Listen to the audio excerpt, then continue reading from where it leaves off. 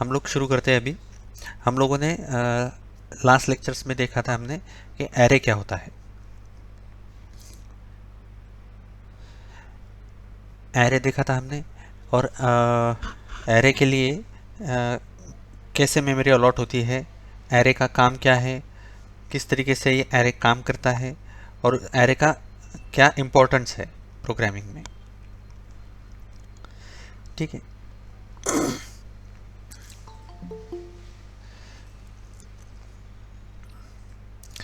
तो आज हम एक नया टॉपिक देखते हैं। आज हम एक नया टॉपिक देखते हैं कि स्ट्रिंग्स क्या होता है।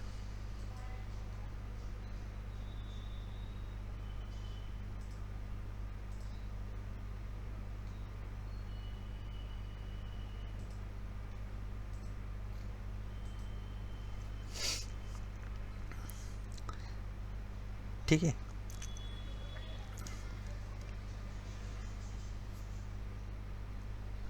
स्क्रीन शेयर हो रहा है। ओके।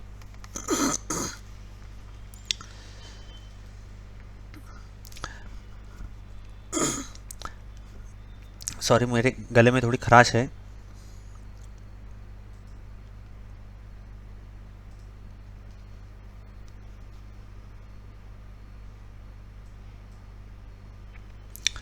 ठीक है। तो हम लोगों ने देखा था, लास्ट लेक्चर में हमने देखा था कि एरे क्या होता है। तो पहले एक बार रिवाइज कर लेते हैं एरे के बारे में कि एरे क्या होता है। कि एक डेटा टाइप होता है। एक डेटा टाइप, उस डेटा टाइप का हम लोग इस डेटा टाइप के सहारे हम लोग एक वेरिएबल डिक्लेयर करते हैं। ठीक है। और उस वेरिएबल को हम लोग एक्सेस करते हैं हमारे प्रोग्रामिंग में। अब मान लीजिए कि हमें एक वेरिएबल डिक्लेयर किया हमने, तो उसके लिए एक इंडिविजुअल नाम देना पड़ता है। लेकिन हम बहुत सारे वेरिएबल्स को एक ही नाम से कैसे एक्सेस कर सकते हैं, तो ये हम यूज़ कर सकते हैं एरे के ज़रिए। तो एरे के कैसे यूज़ कर सकते हैं हम, तो हम लोगों ने देखा था कि एरे का एरे डिक्लेयर करके देखा था हमने कि डेटा टाइप इंटीजर, फिर हमने लिखा था वेरिएबल नेम, और फिर यहाँ पे हमने दिया था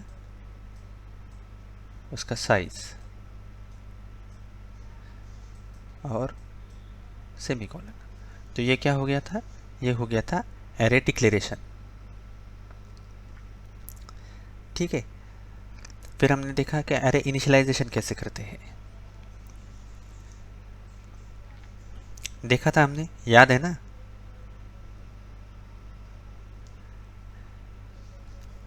यस सर, याद है ये जी। बात। ठीक है। हम लोगों ने ये भी देखा था कि वेरिएबल डिक्लेयर कैसे करते हैं, जैसे कि सिंपल वेरिएबल इंटीजर एक्स, ये क्या हुआ,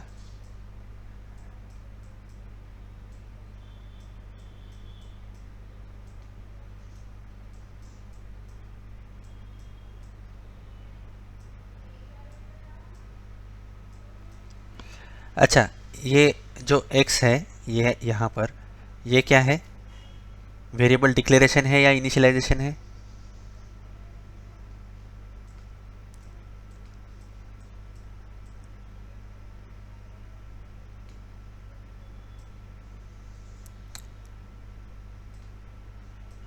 ये जो इंटीजर x है यहाँ पर, ये वेरिएबल डिक्लेरेशन है या इनिशियलाइजेशन है।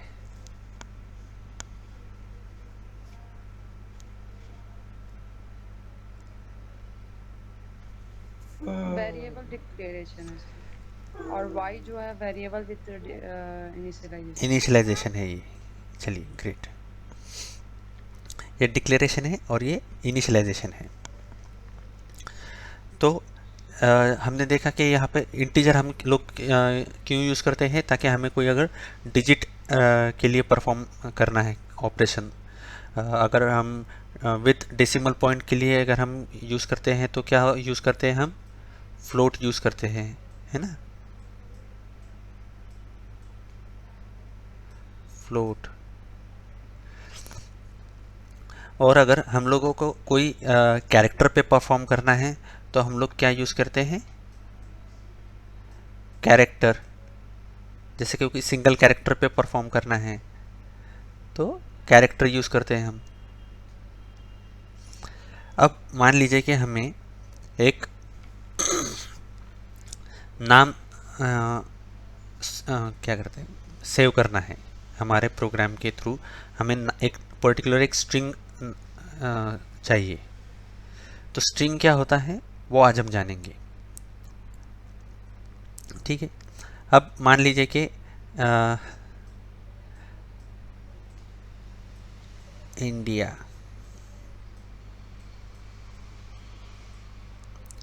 ये क्या है, एक स्ट्रिंग है। ठीक है, अरे यार,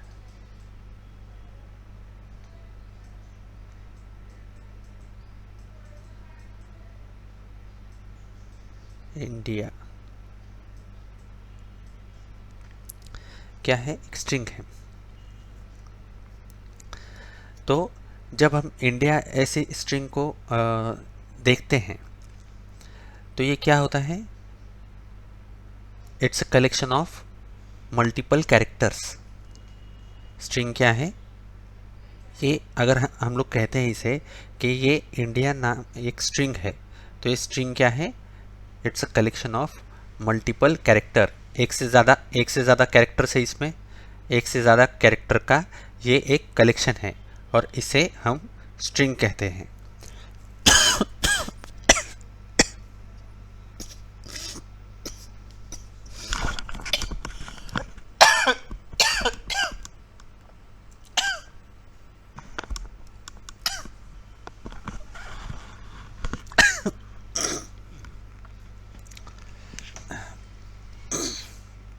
सॉरी सॉरी। तो हम लोग देखते हैं कि स्ट्रिंग क्या होता है। स्ट्रिंग क्या होता है, सी प्रोग्रामिंग में स्ट्रिंग जो होता है वो एक कैरेक्टर का एक सीक्वेंस होता है। ठीक है, और इसको नल कैरेक्टर के द्वारा ही ये एंड होता है हमेशा। ठीक है, मान लीजिए कि एक स्ट्रिंग है, जैसे कि हमने अभी देखा था,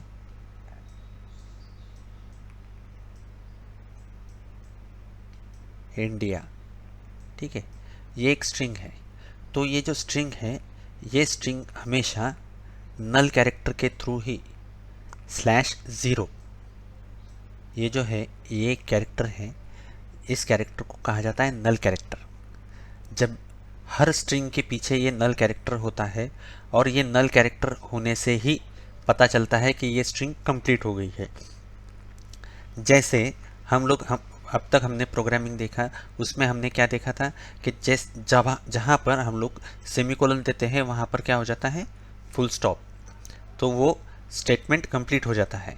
वैसे ही अगर किसी स्ट्रिंग के आखिरी में नल कैरेक्टर है तो वहाँ पर वो स्ट्रिंग कंप्लीट हो जाती है। अगर हमने यहाँ पर इंडिविजुअली हमने नल कैरेक्टर नहीं दिया है तो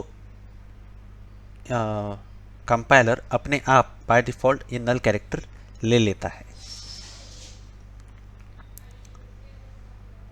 ठीक है, क्लियर?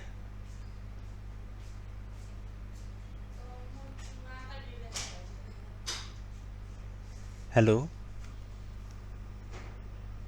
Yes, sir. ओके। ठीक है, अब आखिरी में नल कैरेक्टर होने से क्या क्या होता है कि स्ट्रिंग के जब अंतिम स्ट्रिंग का जो अंतिम कैरेक्टर होता है वो नल होने से क्या होता है कि इससे पता चलता है कि स्ट्रिंग कहाँ पर एंड हो रहा है, स्ट्रिंग का एंड कहाँ पर हो रहा है। ठीक है, अब ये जो स्ट्रिंग है ये हमेशा डबल कोट्स के अंदर ही लिखी जाती है। ठीक है,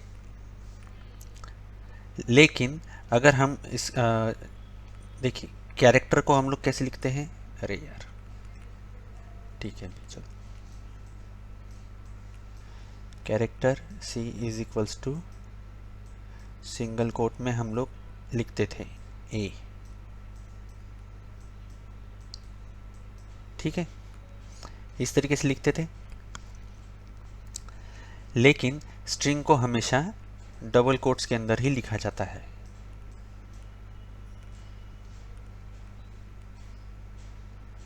ठीक है, तो ये क्या होता है, स्ट्रिंग क्या होता है?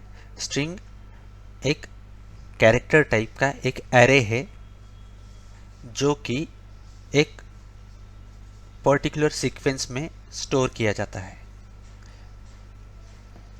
तो स्ट्रिंग क्या है? एक कैरेक्टर टाइप का एरे है। जैसा कि ये देखिए, कैरेक्टर सी, फिर हमने कहा यहाँ पे एक एरे बनाओ इक्वल्स टू, डबल कोट्स में हमने लिखा पर्सन। ठीक है, तो ये जो है ये पर्सन, ये कहाँ गया? तो ये पर्सन कहाँ कलेक्ट हुआ? इस कैरेक्टर एरे में। ठीक है,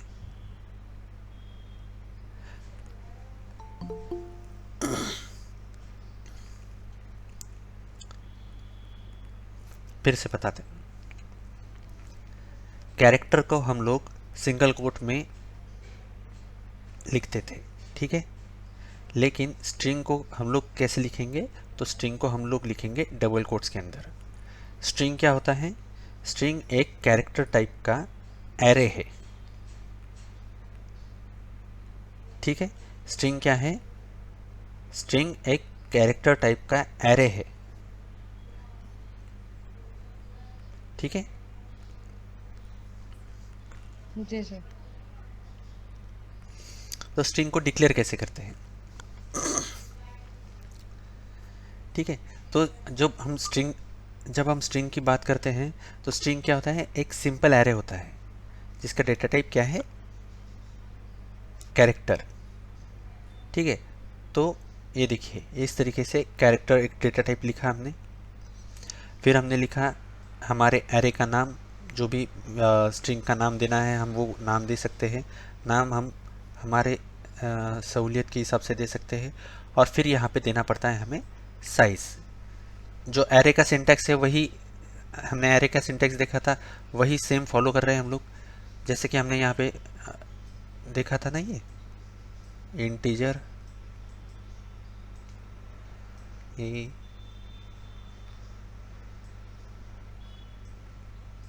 और 10 दिया था हमने,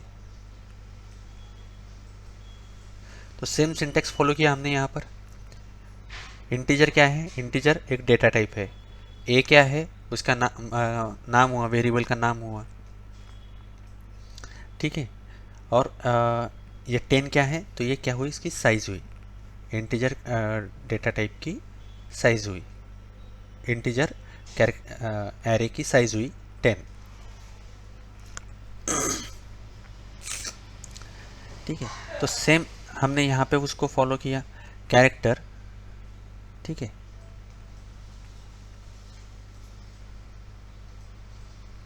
कैरेक्टर हमने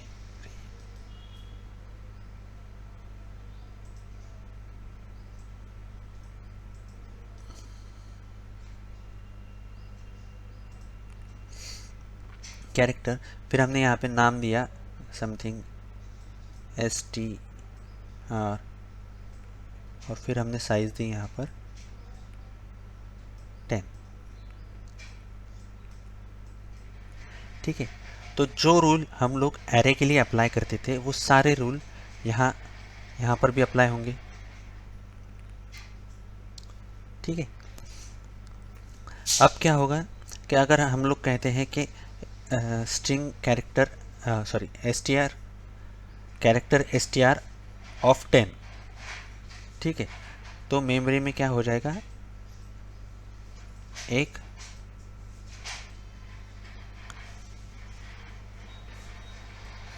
मेमोरी में एक इस तरीके से continuous memory location all out हो जाएगी। 2 3 4 5 6 7 8 9 0 1 2 3 4 5 6 7। किसी का डाउट है इसमें? इसका नाम क्या है? str। यहां तक किसी को कोई समस्या है, डाउट है? नहीं सर। ये 0 से स्टार्ट क्यों हुआ?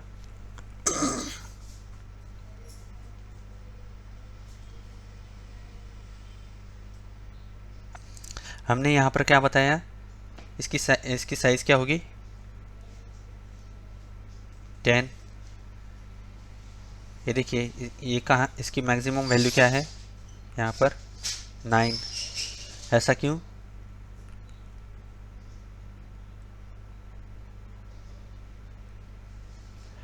क्योंकि एरे हमेशा 0th पोजीशन से स्टार्ट होता है।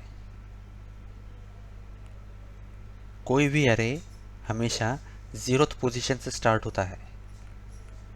एरे की स्टार्टिंग पोजीशन हमेशा 0 होती है, ठीक है। तो जब ये 0 से स्टार्ट होगा तो 1 0 1 2 3 4 5 6 7 8 9, यहाँ तक जब ये 9 पे पहुँचेगा तो इसकी लेंथ क्या होगी? 10। देखिए, ये उसकी इंडेक्सिंग है, ये नीचे वाली इंडेक्सिंग है। और ये क्या है? 1 2 3 4 5 6 7 8 9 और 10। ये 10 क्या है? उसकी साइज़ है। तो 10 साइज़ का एरे, उसकी मैक्सिमम इंडेक्स क्या होगी? 9।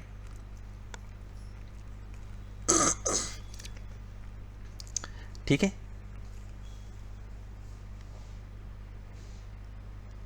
आगे बढ़े।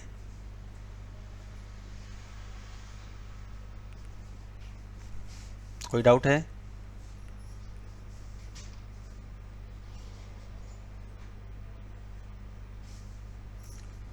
कोई डाउट है? बताओ यार, अगर कुछ है तो बता दीजिए। नहीं सर।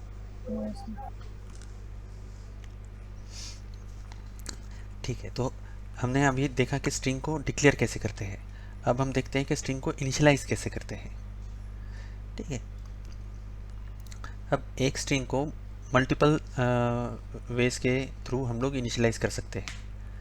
ठीक है, अब एक आसान सा नाम लेते हैं। एक युगल हमने एक स्ट्रिंग ली है यहाँ पर। उस स्ट्रिंग को कैसे इनिशियलाइज कर सकते हैं हम लोग, वो देखते हैं। तो सबसे पहले तो ये पहला तरीका जो अभी हमने देखा, कैरेक्टर str हमने एरे दिया और यहाँ पर हमने दे दिया, सॉरी ये देखा था हमने, ये अभी करंटली हमने ये देखा।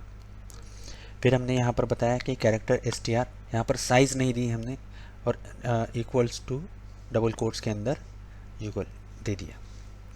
तो जैसे ये हो गया तो क्या हो जाएगा? कंपाइलर क्या करेगा? कंपाइलर इसके आखिरी में यहाँ पर l के बाद खुद से /0 ये स्ट्रिंग सॉरी ये कैरेक्टर जोड़ देगा। जैसे उसे डबल कोट्स कंप्लीट सेमीकोलन मिल गया तो उसके बाद क्या कर देगा कि यहाँ पर /n/0 ये जोड़ देगा उसे। तो उससे यहाँ पर क्या पता चल जाएगा कंपाइलर को कि ये स्ट्रिंग जो है ये कंप्लीट हो गई है। तो जब हम इसकी बात करेंगे साइज की, तो इस एरे का साइज क्या होगा?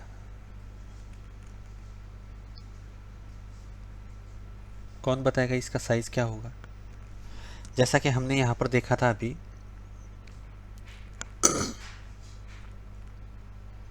देखिए ये यहाँ पर,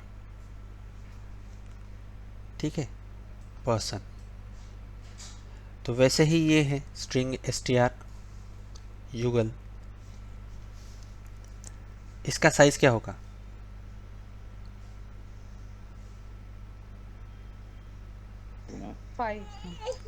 5 होगा। और कोई?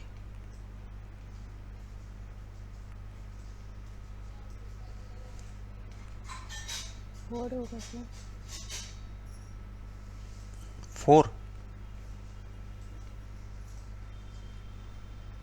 और देखिए क्या है कि जब तक आप डिस्कस नहीं करेंगे ना तब तक ये डाउट क्लियर नहीं रहेंगे, नहीं तो हम लोग बढ़ रहे हैं आगे, चल रहा है चल रहा है। 0 से स्टार्ट करेंगे तो 4 जी ही होगा।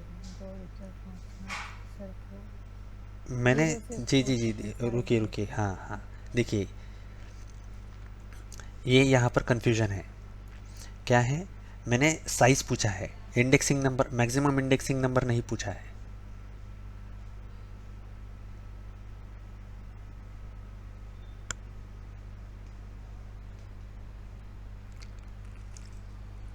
और इसके आखिरी में बैकस्लैश 0 भी रहेगा, ये भी याद रखिएगा।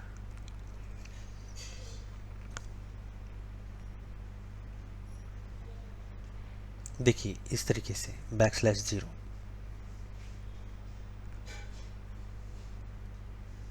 ठीक है,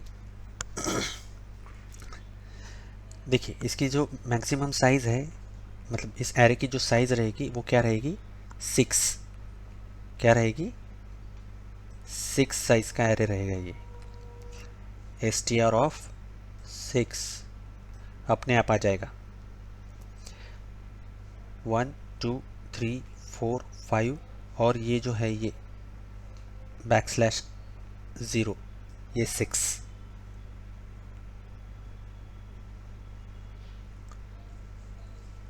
ठीक है, अब अगर इसका इंडेक्सिंग नंबर पूछा जाएगा, मैक्सिमम इंडेक्सिंग नंबर क्या होगा,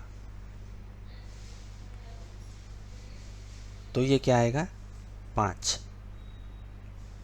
क्योंकि ये स्टार्ट कहाँ से होगा, 0 1 2 3 4 और 5 स्लैश बैकस्लैश 0, ये कहाँ पे आएगा, 5 पे आएगा। कंफ्यूजन है, नहीं सर। ठीक है। तो ये तो हो गया पहला तरीका। फिर हमने देखा कि ये दूसरा तरीका, ठीक है, डायरेक्टली हम लोग यहाँ पे दे देंगे साइज़ उसको। अब एरे का हमने ड्रॉबैक क्या देखा था कि एक बार अगर हमने एरे डिक्लेयर कर दिया, साइज़ डिक्लेयर कर दी, तो उसके बाद हम एरे की साइज़ बढ़ा नहीं सकते। तो हमें इसलिए क्या करना होता था, हम लोग क्या करते हैं कि बड़े साइज़ का एरे लेते हैं, ताकि कोई अगर ज़्यादा भी डेटा आए तो उसमें संभाले हम। ऐसा नहीं होना चाहिए कि हमारा एरे छोटा रह गया, इसलिए हम हमेशा एरे की साइज़ बड़ी लेते हैं। तो वैसे ही हमने यहाँ पर किया कि कैरेक्टर str(40), 40 साइज़ का एक एरे लिया हमने, और उसमें कितने कैरेक्टर्स हमने सेव किए,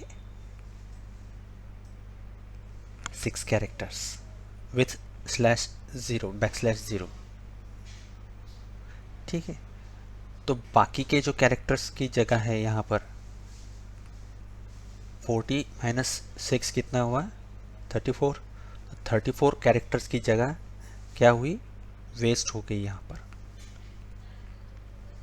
मेमोरी वेस्ट हो गई 34 कैरेक्टर्स की। नेक्स्ट है हमारा कैरेक्टर str(, तो अब देखिए हम लोगों ने देखे थे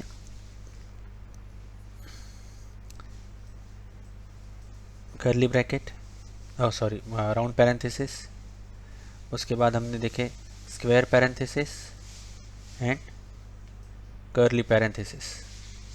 ठीक है, तो ये जो राउंड पैरेंथेसिस है ये कहाँ यूज़ होते हैं, फंक्शंस के लिए यूज़ होते हैं ये, है ना। हाँ सर। स्क्वायर पैरेंथेसिस कहाँ यूज़ होते हैं, एरे के लिए, एरे में एरे, डिस्प्ले। ये देखिए यहाँ पर एरे में यूज़ हो रहे हैं। और जो कर्ली पैरेंथेसिस है ये कहाँ, ये क्यों यूज़ होते हैं और कहाँ यूज़ होते हैं, तो ये इंडिकेट क्या करते हैं, ब्लॉक ऑफ कोड इंडिकेट करते हैं ये।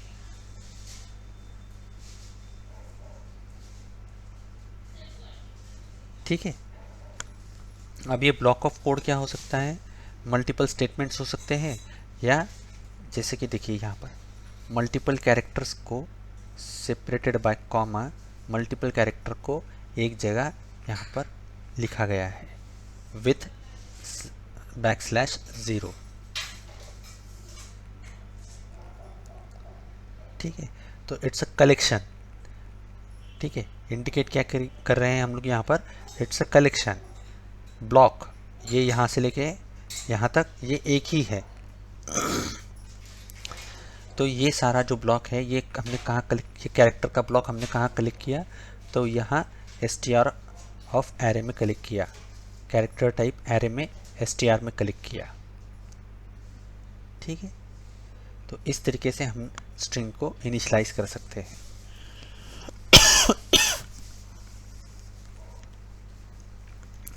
अब हमने स्ट्रिंग को देखा था यहाँ पर कि ये जो है ये क्या है, ये जो यूगल स्ट्रिंग है ये सेव कैसे होगी।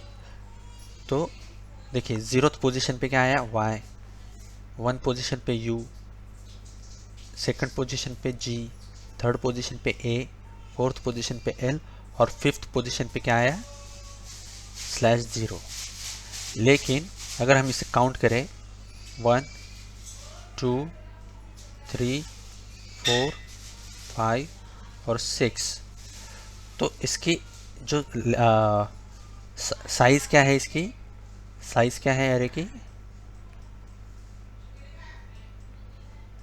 साइज क्या है 6। लेकिन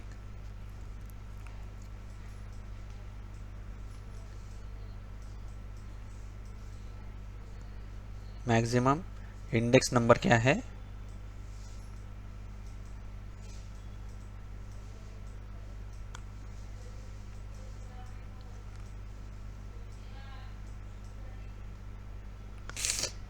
ठीक है। तो साइज और इंडेक्स नंबर में कोई कंफ्यूजन नहीं है ना? नहीं सर।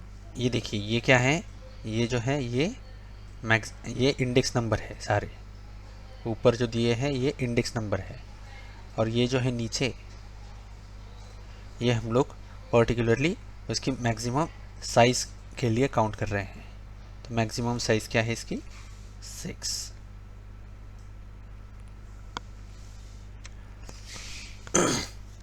स्ट्रिंग का प्रोग्राम देखते हैं, एकदम आसान सा। ठीक है,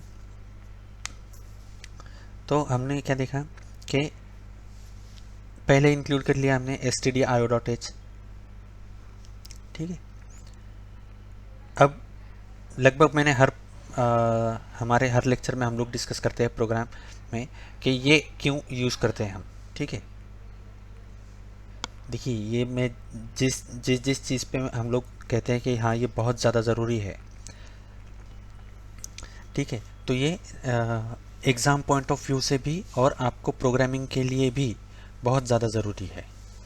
तो इन चीज़ों पे आप ध्यान दिया कीजिए।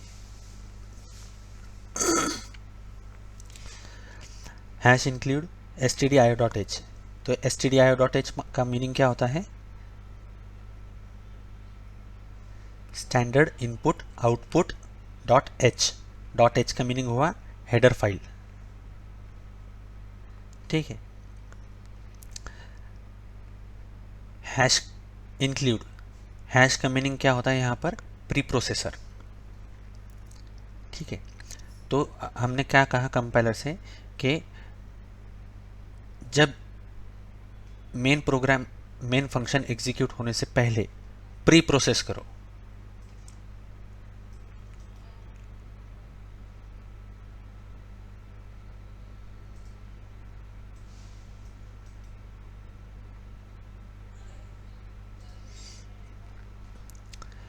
मेन फंक्शन एग्जीक्यूट होने से पहले प्री प्रोसेस करो। क्या प्रोसेस करना है, इंक्लूड करो। क्या इंक्लूड करना है, स्टैंडर्ड इनपुट और आउटपुट की हेडर फाइल को इंक्लूड करो। मैं रिपीट करता हूँ, प्री प्रोसेस करो। क्या प्री प्रोसेस करना है, तो इंक्लूड करना है। क्या इंक्लूड करना है, standard input output dot header file.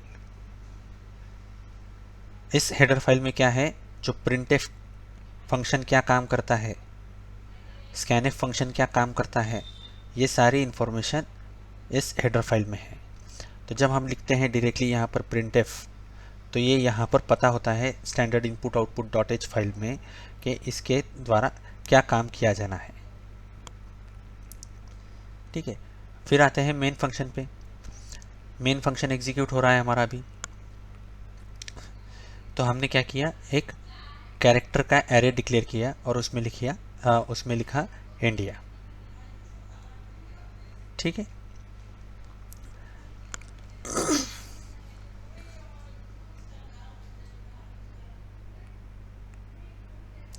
ठीक है, 1 2 3 4 5 6 7 8 9। ठीक है, ये क्या है, str।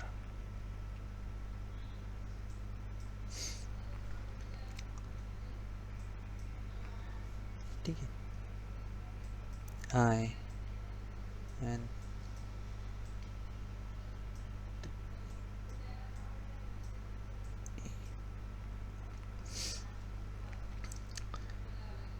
अब इसकी इंडेक्स पोजीशन क्या होगी, स्टार्ट कहाँ से होगा, ये 0 से। 0 से स्टार्ट होगा। 0 1 2 3 4 5 6 7 8 9। ठीक है, अब जैसे हम लोगों ने देखा था कि इंटीजर को प्रिंट करने के लिए हम लोग क्या यूज़ करते हैं,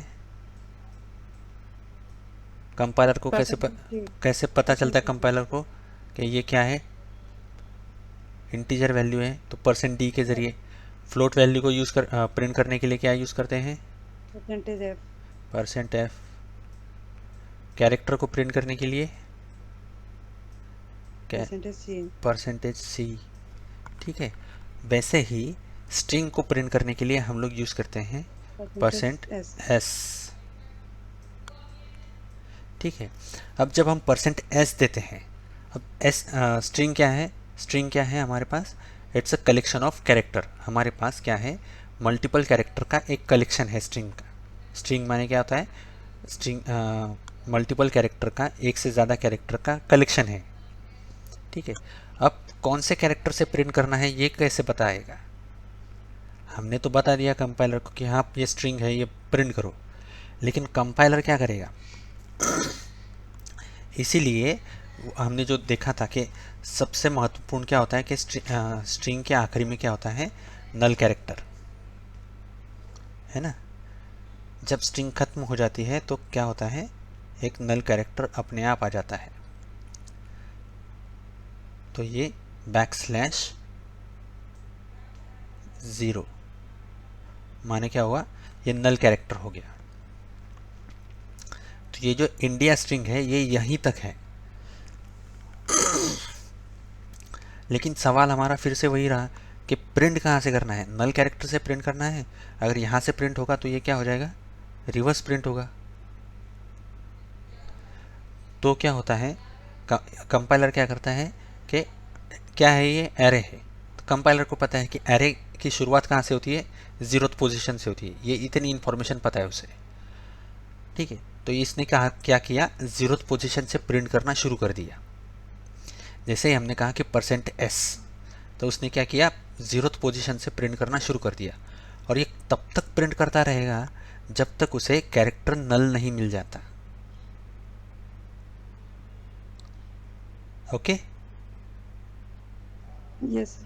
ठीक है, तो ये क्या हो जाएगा, 0th पोजीशन से स्टार्ट होगा और ये आखिरी स्ट्रिंग के आखिरी तक प्रिंट होगा।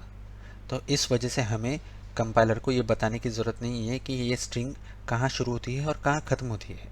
तो हमें क्या करना होगा, %s, और सिर्फ हमें उस स्ट्रिंग का नाम देना होगा, उस कैरेक्टर एरे का नाम देना होगा, str। यहाँ पे हमें वो कुछ ज़्यादा लिखने की ज़रूरत नहीं है और ये हमारी स्ट्रिंग प्रिंट हो जाएगी। ठीक है, अब हम देखते हैं कि जो स्ट्रिंग है, ये सी लैंग्वेज में कुछ इनबिल्ट स्ट्रिंग के फंक्शंस हैं। जब हम लोग सी लैंग्वेज की बात करते हैं तो सी लैंग्वेज में सी लैंग्वेज के खुद के कुछ इनबिल्ट स्ट्रिंग के फंक्शंस हैं। ये सारे फंक्शंस जैसे कि हमने लोग इंक्लूड करते हैं ये stdio.h file, header file, standard input output dot header file, वैसे ही ये सारे स्ट्रिंग के सी के स्ट्रिंग के फंक्शन ये string डॉट h फाइल में है। ये किस फाइल में है? string डॉट h, इस फाइल के अंदर ये सारे फंक्शंस मौजूद हैं। उनमें से कुछ फंक्शंस कैसे हैं कि जैसे strcat, इसका मीनिंग क्या होता है? ये स्ट्रिंग को कॉन्कैटिनेट करो, मतलब दो स्ट्रिंग्स को जोड़ना होता है। ठीक है, अब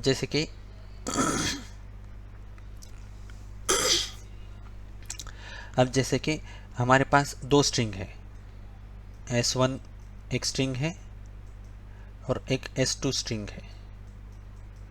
ठीक है, तो जब हम कहते हैं कि अगर मान लीजिए कि s1 में है हमारे पास ABC, अच्छा चलिए S1 में है हमारे पास मान लीजिए कि डबल कोट्स में है हमारे पास महात्मा, और S2 में है गांधी। ठीक है, तो जब हम कहेंगे strcat S1, S2, इस तरीके से अगर हम लोग लिखते हैं तो क्या हो जाएगा?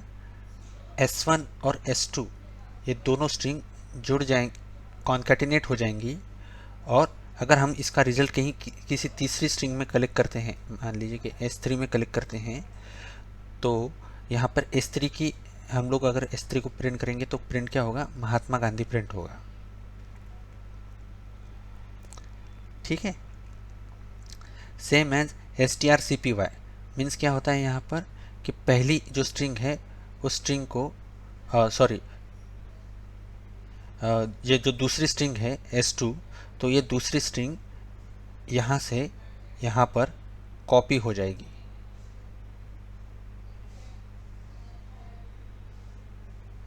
जो दूसरी स्ट्रिंग है उसी स्ट्रिंग को S1 में कॉपी कर देगा। अब मान लीजिए कि हमें पता करना है कि हमारे स्ट्रिंग की लेंथ कितनी है, तो strlen इस स्ट्रिंग इनबिल्ट स्ट्रिंग फंक्शन के ज़रिए हम लोग ये पता लगा सकते हैं कि हमारे स्ट्रिंग की लेंथ कितनी है, ये स्ट्रिंग कितनी लंबी है।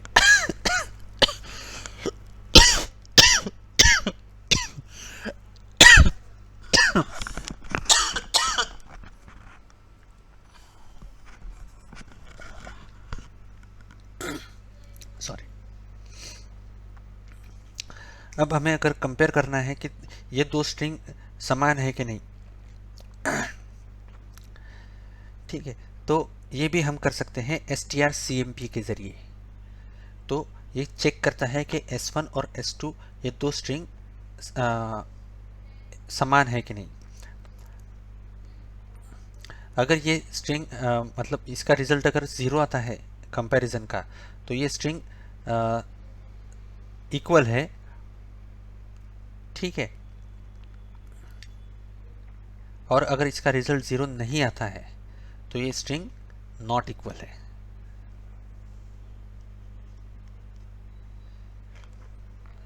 जैसा कि स्ट्रिंग को ट्रैवर्स करना माने क्या होता है कि स्ट्रिंग को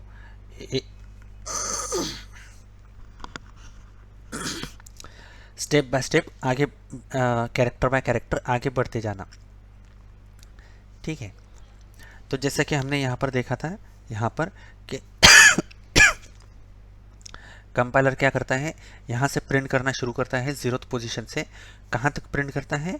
जब तक उसे नल कैरेक्टर नहीं मिलता तब तक। तो ये क्या होता है, ये यहाँ से यहाँ से यहाँ से यहाँ तक ट्रैवर्सिंग हुआ, ट्रैवलिंग होता गया, ट्रैवल्स हुआ, और वो प्रिंट करता गया जब तक उसे नल कैरेक्टर नहीं मिला। तो इसी तरीके से स्ट्रिंग हम ट्रैवर्स कर सकते हैं।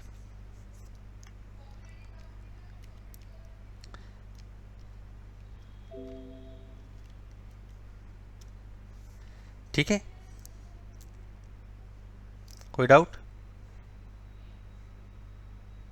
नहीं सर। ओके, ठीक है, तो आज रुकते हैं फिर यहीं। कल हम इसका प्रोग्राम देखते हैं। ठीक है सर। ठीक है, ओके।